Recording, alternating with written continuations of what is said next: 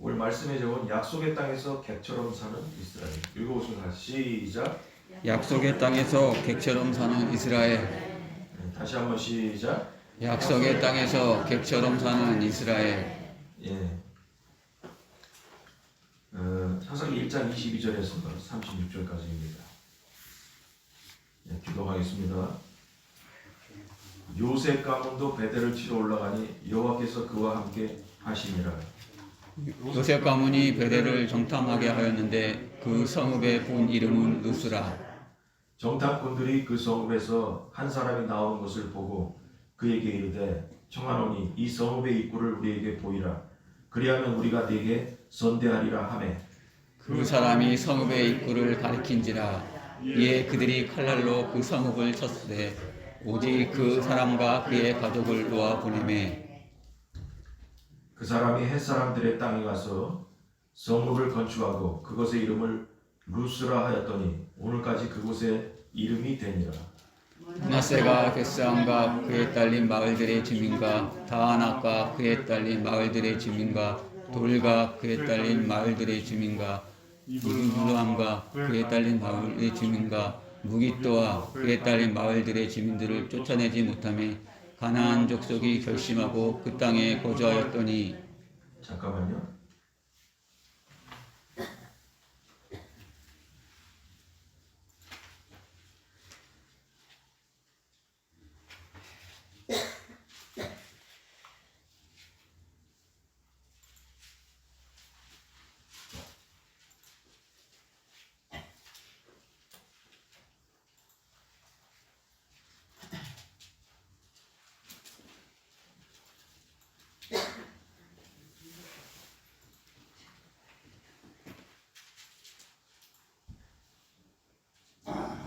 화면 다 보여?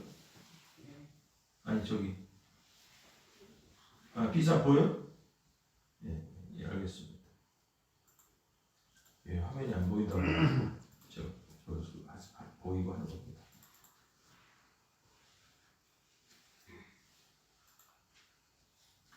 27절까지 읽었죠? 네. 28절 이스라엘이 강성한 후에야 가나안 족속에게 노역을 시켰고 다 쫓아내지 아니하였더라. 에브라임이 거설에 거주하는 가나안 족속을 쫓아내지 못하며 가나안 족속이 거설에서 그들 중에 거주하였더라. 스불론은 기드론 주민과 나할론 주민을 쫓아내지 못하였으므로 가나안 족속이 그들 중에 거주하면서 노역을 하였더라. 아셀이 압고 주민과 시돈 주민과 알락과 악십과 헬바와 아빅과 루홉 주민을 쫓아내지 못하고 아셀 족속이 그 땅의 주민 가나안 족속 가운데 거주하였으니 이는 그들을 쫓아내지 못함이었더라. 납달리는 베세메스 주민과 베다넷 주민을 쫓아내지 못하고 그 땅의 주민 가나안 족속 가운데 거주하였으나 베세메스와 베다넷 주민들이 그들에게 노역을 하였더라. 아모리 족속이 단 자손을 산지로 몰아넣고 골짜기에 내려오기를 용납하지 아니하였으며 베심하고 헤레스산과 아얄론과 사함팀이 거주하였더니 요셉의 가문의 힘이 강성함에 아모리 족속이 마침내는 노역을 하였으며 같이 합니다. 아모리 족속의 경계는 아브라빛 비탈의 바위부터 위쪽이었더라. 아멘. 뭐 이름들이 너무 많이 나와가지고 뭔 얘기하는지도 모를 거예요. 그냥 잘 간단히 설명을 이제 나중에 하겠는데, 여러분 우리나라 말에 주객전도라는 말이 있어요. 주객전도라는 말이 있죠. 그런 말처럼 주객이 전도됐다는 얘기인데 뭐냐면 주인과 객이 바뀌었다라는 얘기가 주객전도거든요. 근데 이스라엘 백성이 하나님이 약속의 땅, 하나님이 약속하신 땅, 그 가나안 땅에 들어왔는데 가나안 땅에 들어와가지고 주인처럼 살아야 되는데 객처럼 살고 있더라는 거예요. 하나님이 가나안 땅은 약속의 땅에서 이스라엘 땅 거기 들어가서 정복하고 니들이 주인 돼서 살아라 그랬어요. 근데 들어갔으면 주인이 돼야 되는데 주인으로 못 살고 결론이 뭐냐면 객처럼 살고 앉았더라. 내용을 보면 그런 얘기예요. 그래서 희한한 일인 거예요. 하나님께서는 이스라엘 백성들에게 가나안 땅을 주신다고 약속했어요. 그렇다면 이스라엘 백성들이 가나안 땅에 들어가서 주인이 돼야 되는데 주인이 돼서 가나안 땅을 지배하면서 살아야 되죠. 그런데 성경은 이스라엘 백성들이 주인이 되지 못하고 마치 나그네처럼 살고 앉았더라.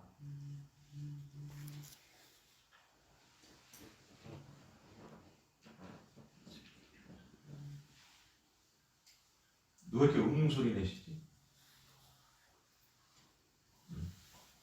이것을 우리에게 적용하면 뭐냐면,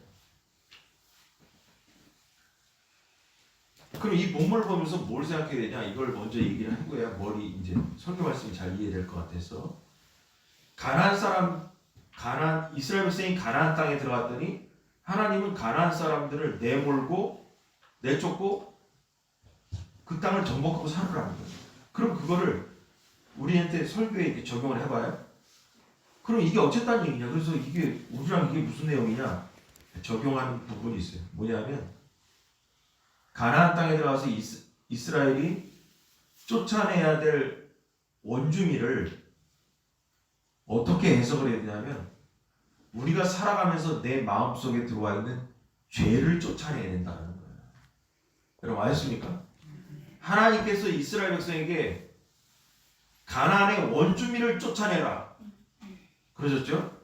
그럼 우리가 이 말씀을 볼 때는 어떻게 해석을 해야 되냐? 우리가 지금 가나안 땅에 들어간 것도 아니잖아요. 우리가 무슨 상관이야? 그럼 이걸 우리에게 신앙에서 뭘 적용하냐? 우리 안에 들어와 있는 죄를 쫓아내라 이거예요. 죄를 쫓아내라. 그래서 하나님은 우리들에게도 죄를 몰아내고 우리 육신의 주인을 바꾸라고 말씀하시는 거예요. 지금까지 마귀가 우리의 육신의 주인으로 살았다면 이제는 예수님께서 주인이 되시는 인생을 살라고 얘기하신다 이거죠.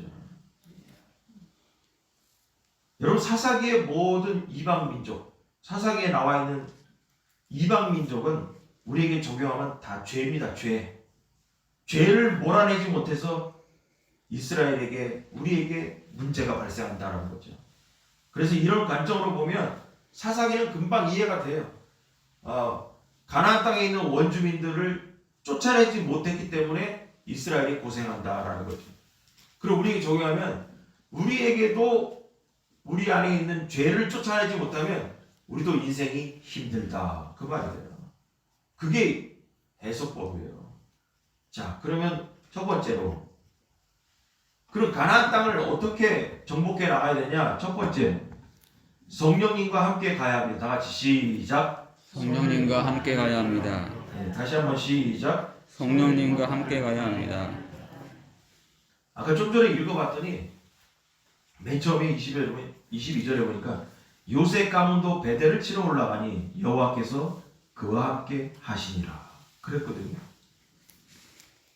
그래서 요셉 가문이, 요셉의 자손들 올라갔는데, 그 가문이 올라가는데 무슨 인생이냐? 베델을 정복하러 갔어요. 여기 보니까 베델, 23절에 보니까 여기 베델을 정탐하러 갔는데, 정탐꾼들이, 여러분 이거 생각하면 여리고성이 생각나잖아요. 여리고성을 정복할 때도 정탐꾼을 먼저 보냈죠. 그 요셉 가문도 베델을 정복하러 갈 때 정탐꾼을 보냈다라는 거예요. 근데 정탐꾼이 가서 보니까 그 성에서 한 사람이 나오는 걸 봤다. 그에게 뭐라냐면, 우리에게 성으로 들어가는 입구, 그거를 알려주면 우리가 너와 네 자손들을 살려주겠다. 이렇게 얘기한 거예요. 그래가지고 베델에 있는 정탐꾼이 베델 성으로 들어가는 입구를 가르쳐 줬다는 거예요. 그래서 이 요셉의 가문이 그 베델 성을 정복하면서 그 길을 가르쳐 준 그 사람과 그 가족들을 살려줬다라는 거예요. 그 가문을 살려줬다라는 얘기예요. 그래서 그 베델 성을 정복할 수 있었다라는 거예요. 그럼 지금 이 얘기 뭐 얘기하느냐면 이런 거예요.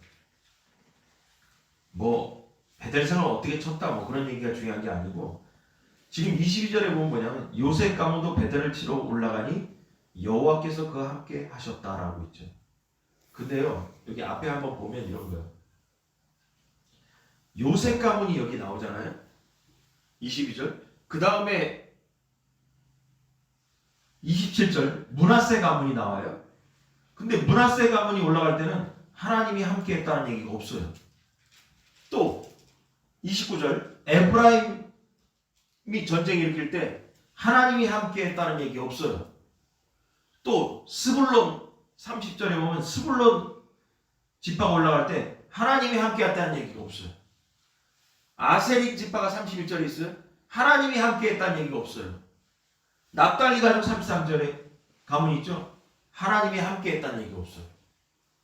근데 우리가 지난주랑 지지난주에 배운 것처럼 이 1장 앞절에 보고 있잖아요. 유다 지파가 올라가잖아요. 근데 유다 지파가 올라갈 때 누가 먼저 올라갈랴? 그랬을 때 유다 지파가 먼저 오라고 했죠. 하나님께서. 근데 유다 지파가 올라갈 때 하나님이 함께 하셨어요. 그리고 요번에 오늘 본문에 나와 있는 요셉 가문도 여호와께서 그와 함께 했다는 거예요. 여기에 우리가 관심을 가져야 되는 거예요. 바로 뭐냐면 하나님과 함께 가야 승리하는 거예요. 다른 가문들은 하나님이 함께 하지 않으셨어요. 요셉 가문이 베델을 치러 올라갈 때 하나님은 그들과 함께 하셨어요. 본문을 잘 보면 다른 지파는 하나님이 함께 하지 않고 요셉과 유다 지파만 하나님이 함께 하셨다는 거예요. 그래서 뭐냐? 승리했다라는 거예요. 요셉 지파의 정탐꾼들이 뭐 어쩌고 해가지고 뭐 했다 그거 중요하지 않아요. 중요한 게 뭐냐? 여호와께서 그와 함께 했다는 거예요. 그래서 승리했는데 이걸 우리에게 적용하는 거예요. 우리도 마찬가지예요. 하나님께서 예수 그리스도의 십자가를 통해서 이미 우리에게 구원의 승리를 만들어 준 줄 믿으시기 바랍니다. 이미 승리했다는 거예요. 다만 요셉처럼 하나님과 우리가 함께 해야 되는 거예요. 함께 해야 되는 거예요. 그것을 다른 말로 해석하면 성령님과 함께 가야 우리가 승리할 수 있습니다. 지금 성령 시대라고 그랬잖아요. 성령님과 함께 가야 된다니까요. 이스라엘이 베델을 칠 때 여호와와 함께 했기 때문에 승리한 것처럼 유다와 함께 한 것처럼 승리한 것처럼 우리도 이 세상에서 승리하는 인생이 되기 위해서 어떻게 되냐? 성령님과 함께 가야 된다는 거예요. 그래서 항상 뭐 해야 되냐? 하나님 우리는 연약하기 때문에 성령님 도와주세요. 도와달라고 항상 노다지 얘기해야 되는 거예요. 항상 기도해야 되는 거예요. 저 정도면 뭐 내가 내 힘으로 해도 되겠지. 저 정도면 뭐 꼭 하나님께 도움 요청 안 해도 내가 할 수 있겠지. 아니에요. 하나님이 함께하지 않으면 마귀는 우리보다 더 강하기 때문에 우리의 모든 일을 방해할 수 있습니다. 만약에 우리가 하나님이 필요하지 않다면, 성령님이 필요하지 않다면 성령님을 왜 우리에게 보내고 또 그러겠어요? 우리 연약합니다. 그렇기 때문에 성령님과 함께 가야 이스라엘 백성이 하나님과 함께 가야 베델에 있는 적군을 몰아내는 것처럼 우리도 성령님과 함께 가야 우리 안에 있는 이 세상의 모든 죄에서 승리할 줄로 믿으시기 바랍니다. 여러분 구약시대는 하나님과 여호와와 함께 갔죠. 지금은 보혜사 성령님과 함께 가야 하는 시대입니다. 여러분 그냥 가면 저절로 성령님이 우리와 함께 가는 게 아니에요. 만약에 저절로 성령님이 우리와 함께 하신다면 예수님께서 승천하시면서 뭐하러 예루살렘을 떠나지 말고 성령님을 기다리라고 말씀하셨겠어요. 그냥 땅끝까지 이르러 증인되라고 하면 되지 뭐하러 예루살렘을 떠나지 말고 성령님이 오실 때까지 기다렸다가 성령님을 받고 떠나라고 하겠어요. 그 말은 뭐냐? 예수님의 제자라고 해서 성령이 그냥 떨어진 게 아니라는 거예요. 그냥 교회 나온다고 해서 성령께서 우리에게 임재하지 않는다라는 거예요. 성령님을 우리가 뭐냐? 받아야 된다라는 거예요. 성령님을 우리가 받아야 된다라는 거예요. 그래서 각 개인이 성령님을 받아야 돼요. 성령님은 저절로 함께 하시는 분이 아니에요. 우리가 성령님을 받아야 하는 거예요. 여러분 사도행전 1장 4절에서 한번 읽어보세요. 8절까지 다 같이 사도와 같이 시작. 사도와 함께 모이사 그들에게 분부하여 이르시되 예루살렘을 떠나지 말고 내게서 들은 바 아버지께서 약속하신 것을 기다리라. 요한은 물로 세례를 베풀었으나 너희는 몇 날이 못되어 성령으로 세례를 받으리라 하셨느니라. 그들이 모였을 때에 예수께 여쭈어 이르되 주께서 이스라엘 나라를 회복하심이 이때이니까 하니 이르시되 때와 시기는 아버지께서 자기의 권한에 두셨으니 너희가 알 바 아니요 오직 성령이 너희에게 임하시면 너희가 권능을 받고 예루살렘과 온 유다와 사마리아 땅끝까지 이르러 내 증인이 되리라 하시니라. 아멘. 여러분 예수님께서 부활해서 승천하시면서 제자들과 모여가지고 말씀하신 거예요. 너희는 예루살렘을 떠나지 말고 내게서 들은 바 아버지께서 약속하신 것을 기다려라. 약속하신 게 뭐냐? 성령님이에요. 기다려라. 예루살렘 떠나지 말고. 그래서 어떻게 했냐? 마가의 다락방에 120명의 성도가 모인 거예요. 그러면서 성령 세례를 꼭 받아야 된다고 말씀하시는 거예요. 그랬더니 6절에 보니까 이러는 거예요.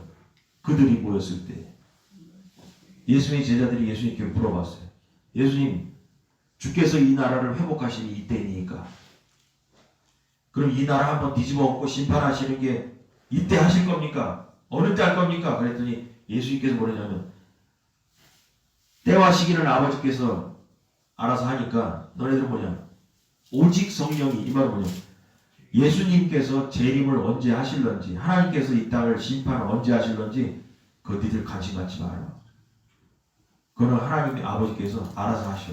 너네들은 오직이 그거예요. 오로지 성령이 너에게 임하시면 권능을 받고 예루살렘과 온 유다 사마리아 땅까지 이르러서 내 증인이 되라. 이것이 관심을 가져야 될 거지. 언제 예수님이 다시 오냐, 하나님께서 이 땅을 심판하냐, 그런 거 신경 쓰지 말아. 너네들은 오로지 뭐냐? 성령님이랑 먼저 받아. 이 얘기하신 거예요.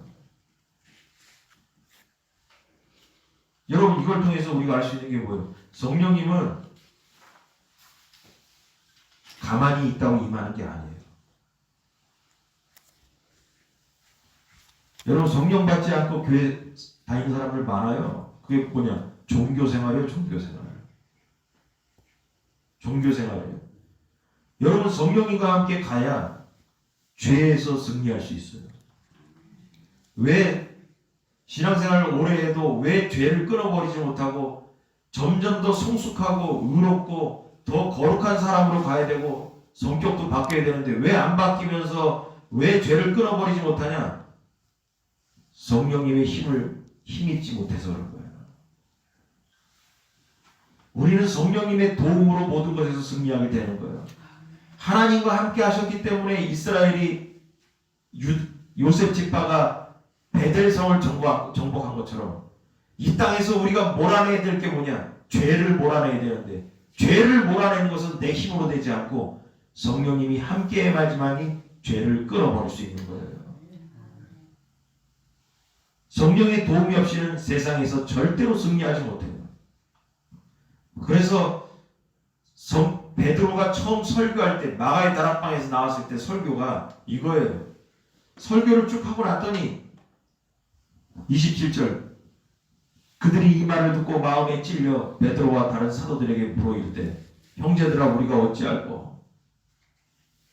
베드로가 마가의 다락방에서 나와가지고 설교를 딱 말씀을 선포했더니만 많은 사람이 은혜 받고 나서 우리가 어떻게 해야 되냐 그러면 베드로가 처음 한 얘기가 이거예요. 베드로가 이럴 때 너희가 회개하여 각각 예수 그리스도 이름으로 세례를 받고 죄사함을 받으라. 그리하면 성령의 선물을 받으리니. 여러분 성령님이 그래서 중요한 거예요. 회개하고 성령을 받으라는 거예요. 여러분 우리 모두가 회개하고 성령의 세례를 받아야 될 줄 믿으시 바랍니다. 할렐루야. 아멘. 성령님 없이는 신앙생활 못하는 거예요. 성령님이 함께해야 우리 인생에 기적이 일어나고 성령님이 함께해야 우리 인생이 승리할 줄로 믿으시 바랍니다. 아멘. 근데 그럴 거예요. 이런 얘기 맨날 해도 뜬구름 잡는 얘기라 하는 사람도 있을 거예요. 80% 잡을 거예요. 근데 여러분 우리 옛날 생각을 해보세요. 어렸을 때, 젊었을 때 생각해보세요. 저는 어렸을 때고 여러분 젊었을 때 생각해보세요. 얼마나 성령님 받기 위해서 통성기도 하고 부흥에 쫓아다니고 그런 시절이 있었나. 여러분 그런 시절이 있어야 돼요. 그리고 그 성령님이 여러분 성령님도 소멸한다니까. 우리가 죽는 날까지 뜨겁게 항상 기도하면서 성령님을 우리 안에 붙잡아놔야 되는 거예요. 세월 지나면 뭐 그냥 왔다 갔다 해도 성령님께서 내 안에 아니에요. 여러분 열처녀 비유 있잖아요. 기름이 타버렸어. 기름이 타버리니까 뭐 해야 돼요? 시장 가서 기름을 사오러 가잖아. 그 성령의 불을 얘기하는 불은 뭐냐? 항상 준비돼서 기름에 불이 붙어 있어야 된다니까요. 그 열처녀 비유가 성령의 기름을 비유한다고 설교를 다 하잖아요. 여러분 그러므로 뭐냐? 우린 성령의 기름이 항상 가득 차 있어야 되는 거예요. 한때 옛날에 나 뜨거웠다. 그거 필요 없어요. 지금이 뜨거워야 돼요. 지금이. 옛날에 아무리 식었고 별걸 없어도 지금은 오늘날 뜨거워야 되는 거죠. 지금 성령님이 내 안에서 충만하게 역사하셔야 된다는 거죠. 그걸 돌아보시라는 거예요. 자, 두 번째로 나의 유익을 따르면 타협하게 됩니다. 나의 유익을 따르면 타협하게 됩니다. 읽어보시다가 시작. 나의 유익을 따르면 타협하게 됩니다. 예, 제가 한꺼번에 보이려고 이렇게 했는데, 자 이거요. 앞전은 유다 지파가 아니 유다가 아니고 요셉 지파가 베델에 올라갈 때 하나님이 함께했다고 해서 그 설교했습니다. 그 뒤에 므낫세 지파가 올라가는 얘기, 에브라임이 올라가는 얘기, 스불론이 올라가는 얘기, 아셀이 올라가는 얘기, 납달리가 올라가는 얘기가 나와요. 올라가는 얘기가 나오는데 그 나중에 단 지파인데 단은 세 번째 얘기하고 마칠게요. 근데 보세요. 므낫세가 올라가는데 얘네들은 뭐냐면 뭐 어쩌고저쩌고 동네 이름이 많이 나요. 근데 뭐 머리 학교라니까. 므낫세는 뭐냐 결론이 쫓아내지 못함에 가나안 족속이 결심하고 그 땅에 거주했다. 여러분 요셉 지파는 베델을 정복해 버렸잖아요. 다 죽여버렸어 그냥. 근데 므낫세 지파는 이 많은 여기를 뭐냐 쫓아내지 못함에 가나안 족속이 결심하고 그 땅에 거주했다. 안 나가더라는 거 이것들이. 그래서 뭐냐 쫓아내지 못했다. 그랬더니 가나안 족속이 결심하고 그 땅에 거주했다. 결심하고. 자 에브라임 보니까 게셀에 거주하는 가나안 족속을 쫓아내지 못하면 가나안 족속이 게셀에서 그들 중에 거하였다. 안 나갔다 얘들도. 스불론도 기드론 주민과 나할 주민을 쫓아내지 못하였으므로 가나안 족속이 그들 중에 거하면서 노역을 했다. 또 아셀이 어쩌고저쩌고 하다가 쫓아내지 못하고 아셀 족속이 그 땅의 주민 가나안 족속 가운데 거주했으니 이는 그들을 쫓아내지 못했다. 여러분 여기서 해석을 요 구절이 되게 애매한 건 이런 거예요. 다른 것은 보니까 쫓아내지 못했다는데 아셀은 뭐라 하냐면요. 그 땅의 주민 가나안 족속 가운데 거주했다. 아셀이 들어가서. 이 말은 뭐냐면 악고 주민과 시돈 주민과 알랍과 어쩌고저쩌고 뭐냐면 그 넓은 땅 안에 아셀이 들어가서 조금 살았다는 얘기야. 낑겨 살았다는 얘기야 이거는. 낑겨 살았다는 얘기예요. 다른 데는 에브라임이나 이런 데는 자기들의 나름대로 세력이 있었지만 쫓아내지 않았고 그냥 살았는데 아셀은 뭐냐? 이스라엘이라는 그 아셀 지파가 가나안 사람들이 들어가서 낑겨 살았다는 거예요. 영향력이 없이. 납달리도 뭐냐? 쫓아내지 못하고 그 땅의 주민 가나안 족속 가운데 거주했으나. 자 결론은 뭐냐? 별 볼일 없어요. 요셉 지파 외에는 다른 지파들의 상황은 달라요. 대부분이 다 읽어보니까 뭐냐 가나안 땅에 살고 있는 족속들을 쫓아내지 않고 그들과 함께 거주하면서 자기들의 유익을 위해 그들에게 노역을 시켰다. 이게 나의 유익을 위해, 유익도 말이 좀 어렵죠. 나의 이익을 위해서 살았다라는 거예요. 그래서 어떻게 했냐? 여기 보니까 노역을 시켰다. 우리 지난주 배웠죠. 노역. 그러니까 이 사람들을 쫓아내지도 않을 뿐더러 쫓아내지 않은 이유가 보니까 종으로 부려먹으려고. 하나님은 신명기서나 그런 데 보면 우리 계속 배웠잖아요. 가나안 족속을 진멸하라 그랬잖아요. 다 죽여라 그랬죠. 근데 이 사람들은 죽이지 않고 뭐냐? 일꾼으로 써먹기 위해서 데리고 앉았다라는 거죠. 일꾼으로 써먹기 위해서. 여러분 종으로 부려먹으니 얼마나 좋았겠어요. 죽이는 것보다 더 경제적이고 우리 일 안 하고 좋다. 쟤네들 부려먹으면 되니까. 이렇게 생각했죠. 그러나 다 뭐냐? 하나님의 뜻이 아닌 거죠. 결국 뭐냐? 불순종이에요. 성경은. 불순종했다라는 거예요. 하나님께서 하라는 대로 하지 않았다는 거예요. 그리고 이걸 우리에게 적용하면 아까 이 가나안 사람들을 다 뭐라고 했어요? 우리가 적용하면 죄라고 했잖아요. 우리 안에 있는 죄. 내 안에 있는 죄. 여러분 죄는 몰아내야 되죠. 근데 죄를 몰아내지 않고 우리는 죄와 협상을 한다는 거예요. 타협을 한다는 거예요. 적당히 타협한다는 거예요. 여러분 죄는 너무나 교묘합니다. 지금 보이는 죄를 잠시 눈 감아주면 모든 유익과 편안함과 또 부와 성공을 소유할 수 있는 것처럼 유혹도 하지요.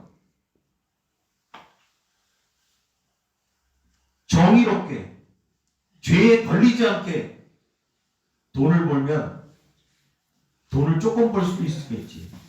그런데 좀 법을 어기면서 좀 뭘 속이면서 불법을 하면서 뭐 어쩌고 하면 돈을 더 벌 수도 있겠지.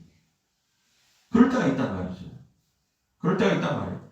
하나님의 뜻과는 다른 방법으로 하면 나에게 이익이 더 생길 수 있다는 거죠.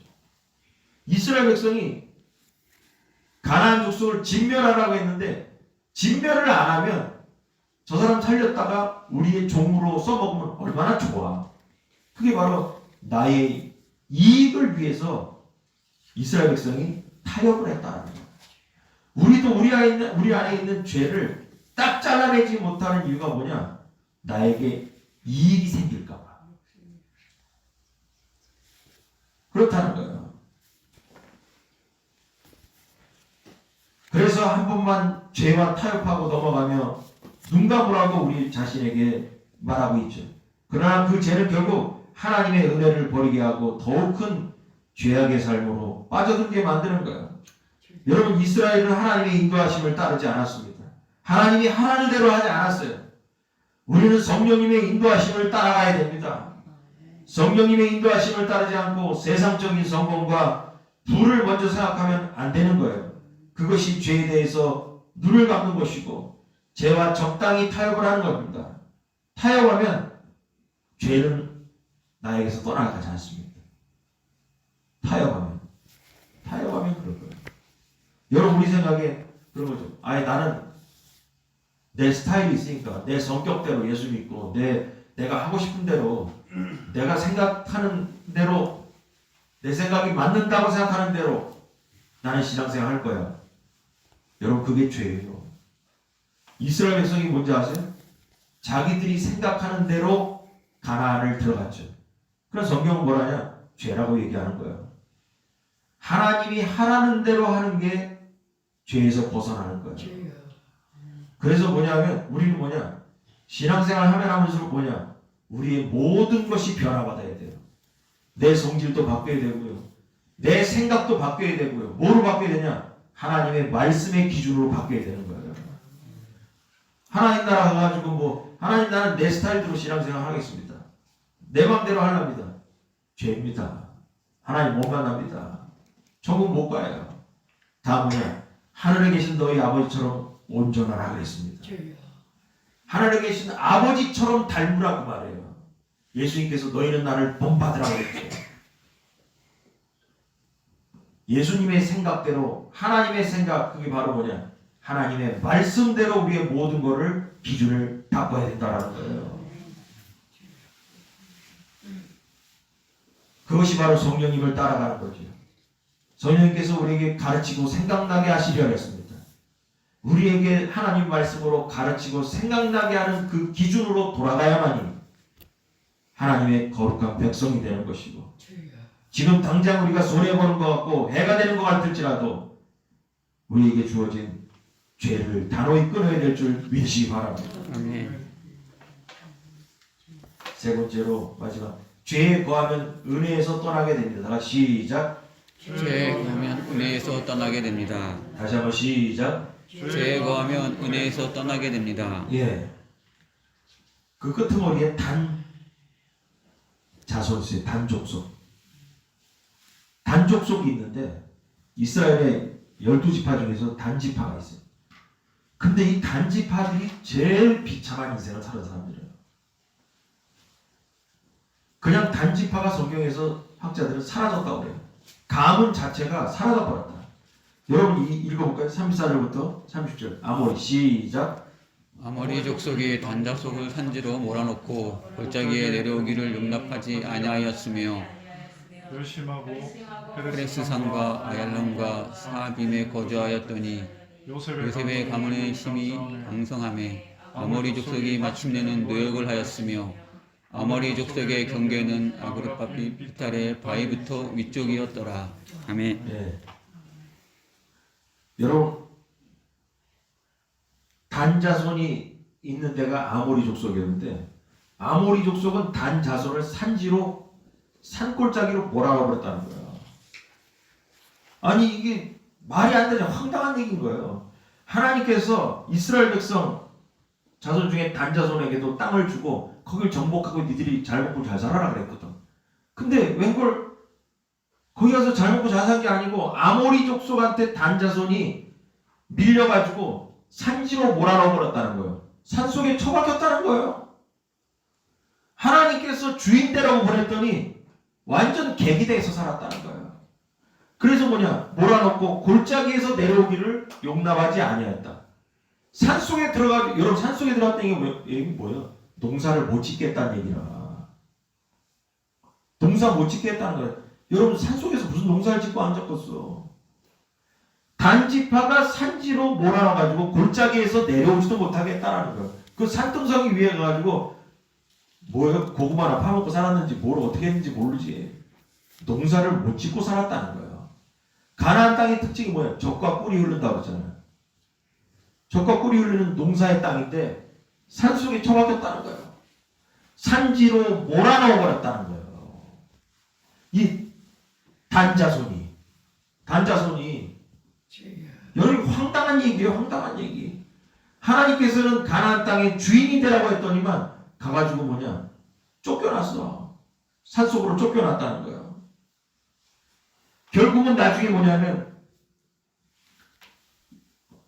요셉의 가문이 힘이 강성하며 아모리 족속이 마침내 노역을 했다. 이거 노역을 하면 안 되지. 요셉 가문도 뭐냐면 아모리 족속을 진멸시켰어야 되지. 근데 뭐냐? 노역을 시켰다. 그럼 뭐냐? 단자손은 도망다니느라고 아무것도 못했고 요셉 자손이 나중에 강성해가지고 이 아모리 족속을 종으로 부려먹었다는 얘기죠. 근데 종으로 해도 안 되는 거예요. 진멸시켜야 되죠. 그래서 결국은 뭐냐? 여기서 단자손은 이스라엘의 자손 지파 중에서 가장 비참한 인생을 살았다는 거예요. 여러분 이런 걸 볼 줄 알아야 돼요. 여러분 하나님께서 가나안 땅을 주시면서 복을 누리게 하셨음에도 오히려 가나안 족속들에게 쫓겨나서 다시 나그네처럼 살아가면서 하나님께서 주신 복을 잃어버렸다는 거예요. 얼마나 황당합니까? 하나님의 축복이 있는데 그것을 얻지 못하고 도리어 쫓겨났다는 거예요. 산속으로 가가지고 내려오지도 못하고 살았다는 거예요. 여러분 우리 그 TV에 보니까 저런 게 있대. 나는 자연인이다 그거 가끔 하잖아요. 그 사람들 산으로 올라가가지고 내려오질 않아.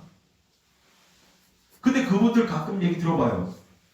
다 세상 살면서 상처받은 사람들이지. 두 사람이에요. 하나는 건강이 안 좋아서 산에 들어갔다. 또 한 사람들은 세상에서 사회생활하다 망한 다음에 올라간 거예요. 살 길이 막혀가지고 산속에 가지고 산 밑으로 내려오질 않아. 사람들하고 교통하지 않아. 여러분 그게 멋있는 것 같아요? 멋있지 않아. 다 불쌍한 사람들이야. 그 얘기를 들어보면 아, 저 사람도 불쌍한 사람이구나. 다 불쌍한 사람이죠. 단지파는 쫓겨났어요. 하나님이 주신 그 기름진 땅에서 살지 못하고 그 사람들에게 쫓겨나서 산속에 가서 귀양살이 했다는 거죠. 그럼 여러분 우리에게 이걸 적용하면 어떻게 되냐? 여러분 우리 안에 있는 내 안에 있는 죄가 아모리 족속처럼 강성해지면 한마디로 뭐냐? 죄가 나를 잡아먹는 거예요. 아셨습니까? 예수 믿는 우리가 죄를 몰아내야 될 텐데 그렇지 않을 때는 죄가 점점 커지고 커져서 뭐냐? 나를 잡아먹는 거예요. 내가 쫓겨난다는 게 뭐냐? 그 죄 때문에 천국 못 가는 거예요. 죄가 오래 머물게 되면 하나님 나라의 복된 삶을 잃어버리고 비참하게 된다는 거예요. 그게 바로 뭐냐? 죄에 오랫동안 거하면 하나님의 은혜에서 떠나게 된다는 거예요. 우리 인생이. 여러분 그걸 잘 생각해주세요. 신앙생활 오래 하면 오래 할수록 항상 이제 더 거룩하고 더 은혜스러운 사람으로 가야 된다는 거예요. 근데 뭐냐? 죽는 날까지 변화받지 않아. 그게 뭐냐? 죄가 강성해져서 은혜를 떠나게 된 거예요. 은혜가 하나님의 은혜가 내 인생을 지배해야 되는데 그렇지 않고 뭐냐? 죄가 나를 지배함으로 더 뭐냐? 강팍해지는 거예요. 강팍해지는 거예요. 그건 딱 보면 나와요. 딱 우리 인생을 보면서 여러분 생각해 보세요. 주위에 있는 사람들 보세요. 옛날에 청년 시절에 예수 믿던 저 사람이 옛날에 많이 안 좋았는데 지금 봐요. 지금 정말 거룩하게 성격도 바뀌고 은혜스러운 사람도 되었는가? 아니면 옛날이나 지금이나 똑같나? 답이 딱 나오는 거예요. 여러분 이걸 통해서 알아야 되는 거예요. 단자손이 아모리에게 쫓겨났다는 거예요. 죄가 우리를 죽이는 거예요. 우리가 어떻게 되냐? 예수 그리스도의 보혈의 능력으로 내 안에 있는 죄를 죽여야 되는데 죄가 나를 죽이는 거예요. 죄가. 여러분 그럴 때 복음의 능력이 나오는 거예요. 복음을 모르는 거예요. 예수 그리스도의 피로 우리가 죄를 회개하고 건너야 되는데 이것이 안 된 거죠. 그것이 안 된 이유가 뭐냐?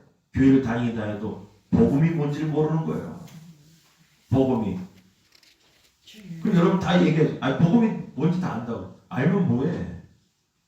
복음이 그 안에서 살아 숨쉬어야 되죠. 죄가 오래 머물게 되면 하나님 나라의 복된 삶을 잃어버리고 비참하게 되는 거예요. 하나님의 은혜를 잃어버리고 비참하게 사는 거예요. 쫓겨나는 거예요. 하나님의 약속의 은혜에서 쫓겨나는 거죠. 몸은 가나안 땅에 들어와 있지만 이스라엘이 가나안의 복을 받지 못하고 쫓겨났잖아요.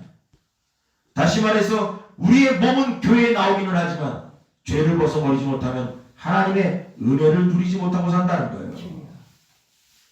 복음의 능력이 내 인생에 나타나지 않는다는 거예요. 복음의 능력이 뭐냐?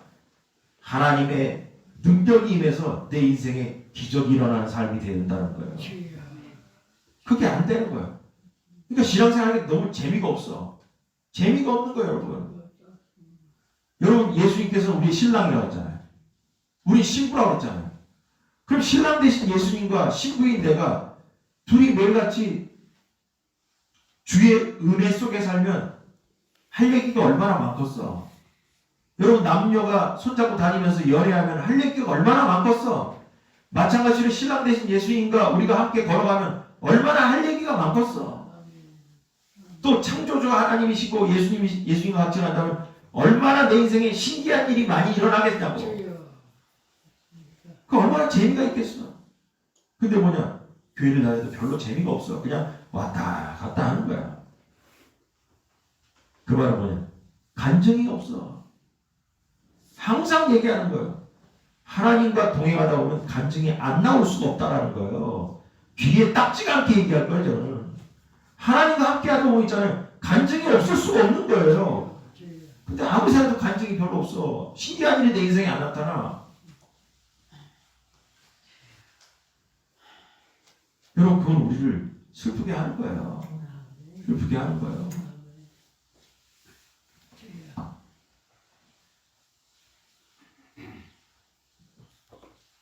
그냥 생각나는 게, 여러분, 저도 목사 입장이니까 지도자가 빨리 예방주사 빨리 맞아야겠다 생각이 들어 뉴스 보고서 이렇게 했는데, 원래 지난주 목요일 날 연락이 왔어요.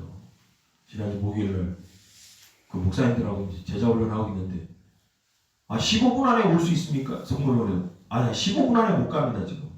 어떻게 15분 안에 달려갔어? 15분 안에. 아니 15분 안에 못 간다고 해서 다음에 합시다 하면서 끌었어요.